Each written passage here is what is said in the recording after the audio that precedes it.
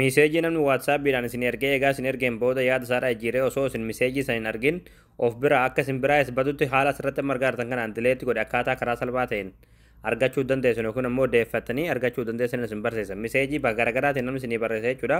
Waatsaappiinis ta'ee, iimoonis ta'ee, miseenjeraanis ta'ee isinii barreessee egaa isin ergeen booda osoo isin miseejii sana hin argin dileetti godhe haala kanaan jechuudha. Akkaataa argachuu dandeessan isin barsiisa. Egaa daawwattoon kiyya waan kana akka namni baay'een argee itti fayyadamu viidiyoo kan laayik shir gochuun akkuma lafaa duraan argamu. Hayyee daawwattoon kiyya kana gochuuf aappii tokko bilbila keessanitti gabbufachuun isin barbaachisaa. Aappii kana gabbufachuudhaaf as Google Chrome keessatti galtanii achi booda bakka sarchii kanatti tokkoof kilikni gootanii achi booda bakka sarchii kanarratti gola Oromiyaa ta'anii barreessitanii gola Oromiyaa.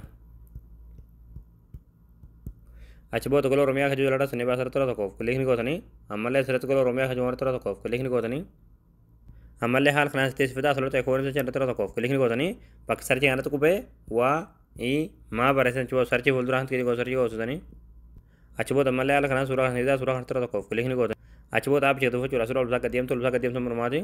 Achi booda dhumarratti kanamatti manaan kan barraa aappii as tokko buufadhaa akka jalatti daawuloor kan turte daawuloorii kan tutaniiti aappii kana biloo keessatti kan buufatanii. Hayyee daawwattoon aappii kan buufatanii yeroo galtan aappiin kana haala kanaan simbiramaa waatsaap irratti irratti guutuu miseenjera irratti guutuu telegiraam irratti guutuu iimoo irratti guutuu achi booda seelatti nekistii kan eegalee gootanii. Hayyee daawwattoon achi booda aappiin kana haala kanaan simbirama jechuudha. Booda yeroo namni miseejii isinii barreesse egaa isinii barreesseen booda yaada isaa jijjiiree of bira akka isin biraa isbatu dileetti godhe isin aappiin kana galtanii miseejii namni dileetti godhe sana yookiin immoo miseejii namni osoo isin argin balleessanii salphumatti waatsaappiinis haa ta'u miseenjeraanis haa ta'u telegiraamaanis haa ta'u iimoonis haa ta'u argachuu dandeessan jechuudha waan namni sun balleesse.